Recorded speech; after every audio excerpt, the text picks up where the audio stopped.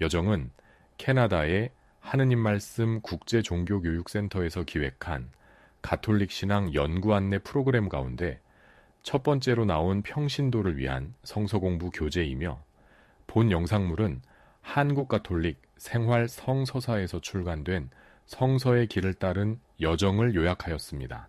이 교재는 교회에서 보편적으로 받아들여지는 연구 결과에 바탕을 둔 표준적인 이론들과 주석을 채택하였습니다. 히브리어로 십계명은 10개의 말씀을 의미한다. 십계명은 당신의 백성이 살아가야 할 방식에 대한 하느님의 기본적인 말씀이다. 계약에 의해서 하느님은 그들을 당신 자신의 백성, 특별한 백성으로 다른 백성들과는 구별되는 거룩한 백성이 되도록 부르신다.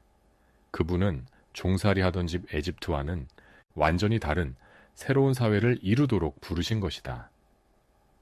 따라서 하느님의 모든 법령은 그분이 당신의 백성에게 주신 많은 선물 중 또 하나의 다른 선물이라는 것이 분명해진다. 그러한 법령과 하느님의 능하신 일에 대한 기억, 그리고 위대한 미래에 대한 약속, 이 모든 것이 합해져서 복음, 즉 다른 민족들에게 전하라 하고 부름받은 기쁜 소식이 된다. 십계명은 모세오경 또는 율법 전체의 토대이다. 이는 하느님에 대한 관계, 동료 인간에 대한 관계, 그리고 소유물에 대한 관계에 따라서 세 범주로 나눌 수 있다. 성서봉독, 출애굽 20장 1절에서 17절. 이 모든 말씀은 하느님께서 하신 말씀이다. 너희 하느님은 나 야훼다. 바로 내가 너희를 에집트 땅 종살이 하던 집에서 이끌어낸 하느님이다. 너희는 내 앞에서 다른 신을 모시지 못한다. 너희는 위로 하늘에 있는 것이나 아래로 땅 위에 있는 것이나 땅 아래 물속에 있는 어떤 것이든지 그 모양을 본따 새긴 우상을 섬기지 못한다. 그 앞에 절하며 섬기지 못한다. 나 야훼 너희의 하느님은 질투하는 신이다. 나를 싫어하는 자에게는 아비의 죄를 그 후손 3대까지 갚는다. 그러나 나를 사랑하여 나의 명령을 지키는 사람에게는 그 후손 수천 대에 이르기까지 한결같은 사랑을 베푼다. 너희는 너희 하느님의 이름 야훼를 함부로 부르지 못한다. 야훼는 자기의 이름을 함부로 부르는 자를 죄 없다고 하지 않는다. 안식일을 기억하여 거룩하게 지켜라. 엿새 동안 힘써 내 모든 생업에 종사하고 이렛날은 너희 하느님 야훼 앞에서 쉬어라. 그날 너희는 어떤 생업에도 종사하지 못한다. 너희와 너희 아들, 딸, 남종, 여종뿐 아니라 가축이나 집안에 머무는 식객이라도 일을 하지 못한다. 야훼께서 엿새 동안 하늘과 바다와 그 안에 있는 모든 것을 만드시고 일회째 되는 날 쉬셨기 때문이다. 그래서 야훼께서 안식일을 축복하시고 거룩한 날로 삼으신 것이다. 너희는 부모를 공경하여라. 그래야 너희는 너희 하느님 야훼께서 주신 땅에서 오래 살 것이다. 살인하지 못한다. 간음하지 못한다. 도둑질하지 못한다. 이웃에게 불리한 거짓 증언을 못한다. 내 이웃의 집을 탐내지 못한다. 내 이웃의 아내나 남종이나 여종이나 소나 나귀 할 것 없이 내 이웃의 소유는 무엇이든지 탐내지 못한다. 십계명에 대한 해설. 첫 절은 하느님께서 주신 계명의 준수에 필요한 이상적인 동기를 규정한다. 우리는 그분이 우리를 위해 존재하시는 분이기 때문에, 또 우리를 위해 하셨던 일, 우리를 위해 하실 일 때문에 하느님께 복종한다. 다시 말해서 우리는 하느님께 대한 사랑 때문에 그분께 복종하는 것이다. 너희 하느님은 나 야훼다 라고 말씀하심으로써 하느님께서는 출애굽에 앞서 모세에게 계시하셨던 당신의 독자적인 이름으로 당신 자신을 밝히신다. 그런 다음 그분은 그들을 종살이 하던 집에서 이끌어내심으로써 당신이 그들을 위해 하셨던 일에 당신 자신을 관련시킨다. 다음에 그분은 당신이 그들에게 바라는 사회, 즉 그들이 방금 떠나온 사회와는 정반대인 사회의 모습을 보여주신다. 그들을 해방시키신 후 하느님은 어떻게 그들이 자유로운 상태로 남아있을 수 있는가를 보여주시는 것이며, 그들을 불의의 상황으로부터 이끌어내신 후 하느님은 어떻게 정의로운 사회를 형성할 것인가를 보여주시는 것이다. 너희는 내 앞에서 다른 신을 모시지 못한다. 하느님께서 너희는 내 앞에서 다른 신을 모시지 못한다 라고 말씀하시는 것은 그들에게 그들의 생활과 예배에서 당신만을 인정할 것을 요구하시는 것이다.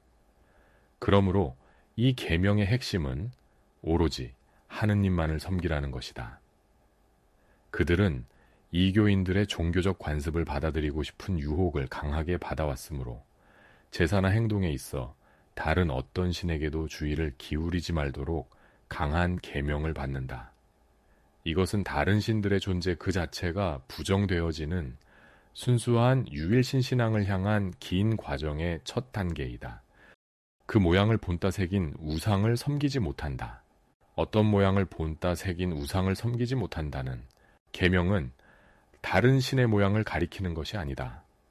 다른 신에 대한 예배는 위에서 본 첫째 계명에서 배제되었다. 이 계명은 하느님의 형상을 만드는 것을 금하고 있다.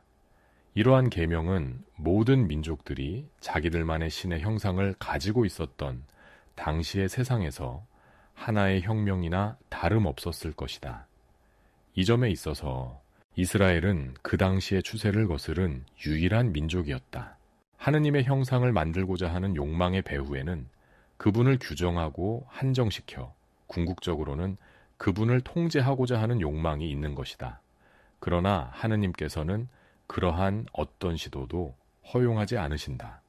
이 계명은 하느님이 어떻게 생겼는가에 대한 인간의 상상에 의해 제한될 수 없는 하느님의 절대적 자유를 주장하고 있다. 더욱이 살아계시고 인격적인 그리고 가끔은 어떤 것을 요구하시는 참 하느님에 대한 숭배보다 생명 없는 형상에 대한 숭배로 빠져들게 되기가 쉬웠다. 생명 없는 형상은 좋은 일이건 나쁜 일이건 간에 아무것도 할 수 없다. 그러나 야훼는 당신의 명령을 어기는 자에게는 그 후손 3대 4대에 이르기까지 벌하시지만 당신에게 충실한 사람에게는 그 후손 수천 대에 이르기까지 사랑을 베푸시는 질투하는 신이시다. 하느님께서 우리 인간에게 자신의 모습을 부여하려고 결정하셨을 때 그 모습은 생명 없는 우상이 아니라 바로 당신 아들의 살아있는 모습이었음을 생각하라. 너희 하느님의 이름 야훼를 함부로 부르지 못한다. 하느님 이름을 아무데나 함부로 쓰는 것에 대한 금지는 신의 이름이 다른 사람에게 재앙을 가져다 주는 데에 사용되었던 마술의식을 두고 한 말이다. 어떤 신의 이름을 아는 것은 그 신의 힘에 대한 어떤 통제력을 준다고 믿어졌었다. 하느님께서는 그 백성에게 당신의 이름을 아는 특권을 주셨지만 그래도 당신이 자유로운 분이시며 인간에 의해서 통제받지 않는 분이심을 그들에게 깨우쳐 주신다. 이 계명은 하느님의 이름으로 타인을 축복하는 경우와 같이 다른 사람의 유익을 위해서 하느님의 이름을 사용하는 것을 금지시키지는 않는다. 긍정적으로 본다면 하느님의 이름은 타인에게 이로움을 가져다 주기 위해서만 불려져야 한다는 것을 확실히 해두려는 것이다. 이러한 모든 계명들이 새로운 사회의 헌장으로서 주어진다는 것을 여러분은 상기할 것이다. 그 첫 번째 필요 조건은 그들을 구해주신 한 분이신 하느님께 복종하는 사회여야 한다는 것이다. 그들이 하나의 백성으로서 결속하되 토대가 되는 것은 바로 한 분이신 하느님께 대한 이 같은 공통적인 복종이다. 두 번째는 그 백성이 그들의 하느님은 자유로우시고 그들의 목적대로 조종될 수 없는 하느님이심을 깨달아야 한다는 것이다. 비록 하느님께서 계약관계로 당신 자신을 그들에게 묶어두셨다 할지라도 그들은 그분께 대해 절대적인 통제력을 갖지는 못한다. 따라서 그들은 그들 하고 싶은 대로 다 할 수는 없다. 진정으로 인간다운 사회란 하느님께 응답하는 순종하는 사회다. 다음 영상물에서 계속 이어집니다. 구독 신청으로 함께 해주세요.